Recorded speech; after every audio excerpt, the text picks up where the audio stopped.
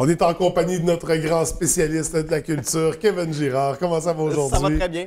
Écoute, ça va bien, mais c'est une grosse semaine. Toi, il y en a pas mal, là, cette semaine. Oui, j'ai beaucoup de choses. Des trucs, des événements dans lesquels tu es impliqué. On va en parler un peu, mais on va commencer d'abord avec une exposition à l'Espace Séquence. Donc, nouvelle expo qui débutait cette semaine. Qui débute le 1er mars, donc jeudi. C'est l'exposition La Chambre des demi-jours de l'artiste Claudie Gagnon. On dit qu'on présente une exposition en deux volets. D'abord, il y aura une installation immersive où différentes sculptures lumineuses et sonores vont faire partie de l'exposition. On dit qu'ils vont évoquer donc des corps célestes d'une ère en perdition. De notre côté, il va y avoir présentation à cette exposition-là de vidéos inédites inspirées de peintures classiques et de différents univers de peintres, finalement. Donc, l'artiste Claudie Gagnon a une démarche assez particulière. Dans cette exposition-là, elle fait en quelque sorte une critique à l'histoire de l'art, puisqu'elle elle se base sur les grands tableaux de maîtres reconnus et connus. Elle dit que ce sont de véritables hommages à la peinture. Il y a tout plein de références historiques et populaires dans cette exposition-là. Vous allez pouvoir voir une exposition qui emprunte des procédés à l'univers classique de la peinture, mais aussi aux classiques du théâtre, du cinéma et de la musique. Bref, c'est une exposition multidisciplinaire à l'image de l'artiste, parce que Claudie Gagnon, c'est une artiste qui est autodidacte, originaire de Montréal. Elle a une carrière de plus de 25 ans. Elle est là depuis très, très longtemps. Elle a fait dans toutes sortes de genres artistiques, dans l'installation, la sculpture, le tableau vivant, la vidéo, même le food art et le théâtre jeunesse. Alors, c'est pour dire, elle explore toutes sortes de procédés artistiques. Une artiste avec un A majuscule. Avec un A majuscule, accompli vraiment beaucoup.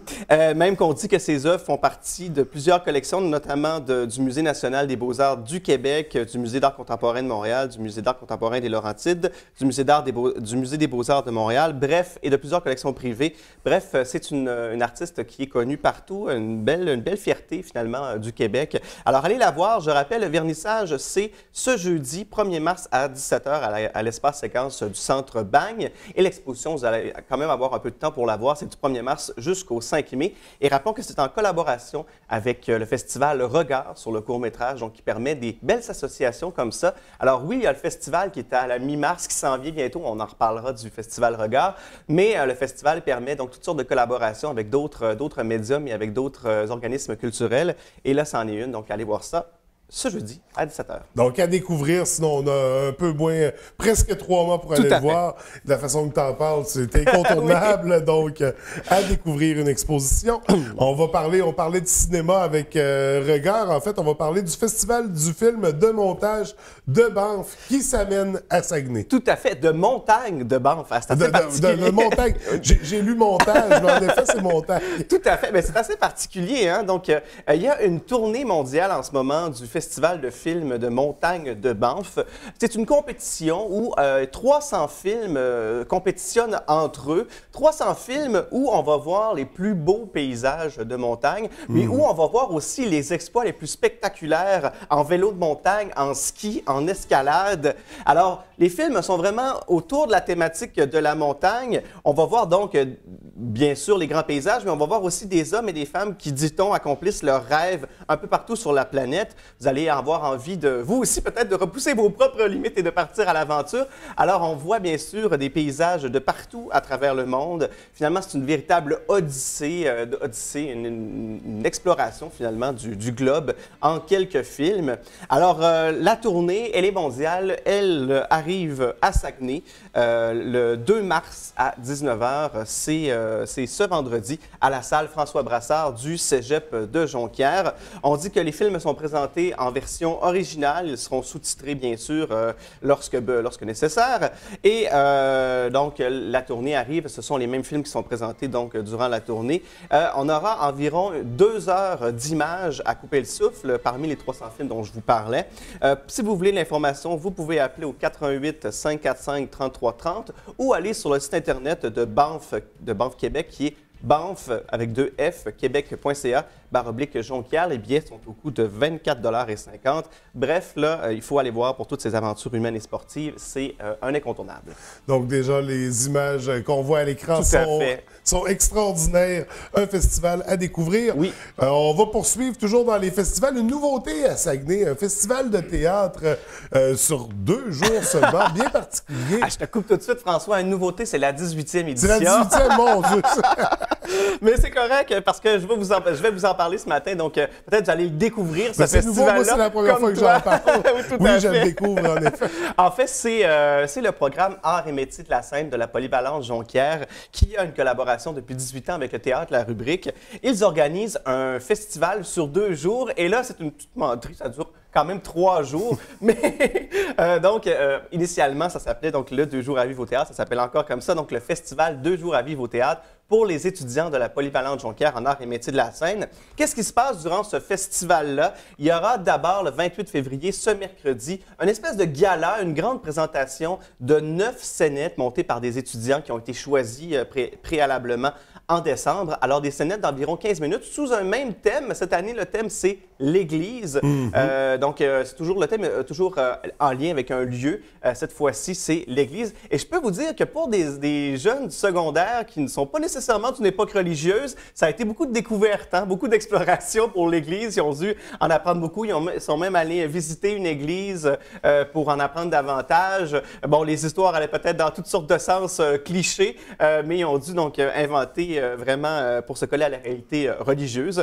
Alors, l'Église et le thème, ça s'appelle Alléluia. Donc, mercredi, c'est le grand gala avec la présentation des 9 scénettes. Il y a un jury sur place qui va choisir 3 prix. Prix coup de cœur du jury et prix meilleure interprétation. Et le public a le droit de choisir aussi son prix coup de cœur. Donc, il y aura des prix qui seront remis le lendemain.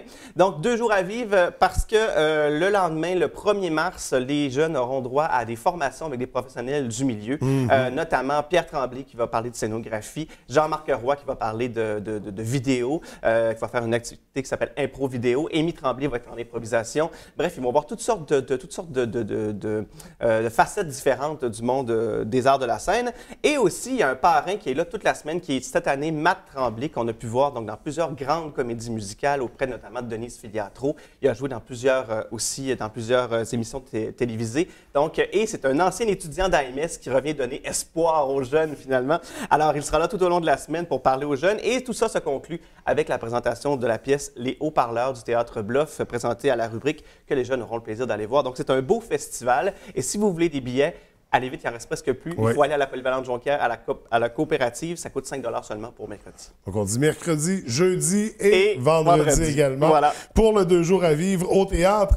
On termine ça avec un dévoilement. Ça a eu lieu la semaine dernière avec Philippe Braque. Nouvelle édition pour la noce. Tout à fait. On a pu le voir hier à Tout le monde en parle. On a pu le voir. Ça a été vraiment super que l'équipe de Tout le monde en parle ait gardé au montage là, la plug de la noce de coton cette année. Je trouve ça vraiment très, très drôle parce que l'an passé, bon, c'était nouveau ce festival-là ou cette journée-là. C'était cette journée-là thématique, la noce, où on allait plus vers la musique alternative, la musique underground, la musique émergente aussi. Encore là, un court festival, mais d'une journée chargé. Là. Très chargé. Ouais. Puis, on avait aussi sur place, il y avait des artistes qui créaient sur place. Il y avait même un espace là, où les artistes pouvaient vraiment produire une œuvre directement sur la place publique. Ça, c'était super intéressant. Et là, ça a tellement marché que cette année, on décide d'étendre le festival sur 3 jours. Alors, et on l'appelle cette année la noce de coton parce que c'est là 2 ans. Et là, j'imagine que dans les années à venir, quand ça va faire 3 ans, 4 ans, 5 ans, on va donner un superlatif à la noce. Ça va être très, très drôle. Souhaitons nous rendre jusqu'à la noce d'or. Effectivement. Ça, c'est le 50 ans, je crois. C'est 50 ans de noce d'or. On y croit. Donc, la noce est de retour pour la noce de coton. Les passeports sont déjà en vente pour plusieurs artistes qui sont de retour, notamment le plus important qu'on a annoncé, c'est le grand retour de Carquois avec Louis-Jean Cormier qui va être de la partie. Alors ça, c'est quand même On a une exclusivité à Saguenay, on est vraiment très, très heureux.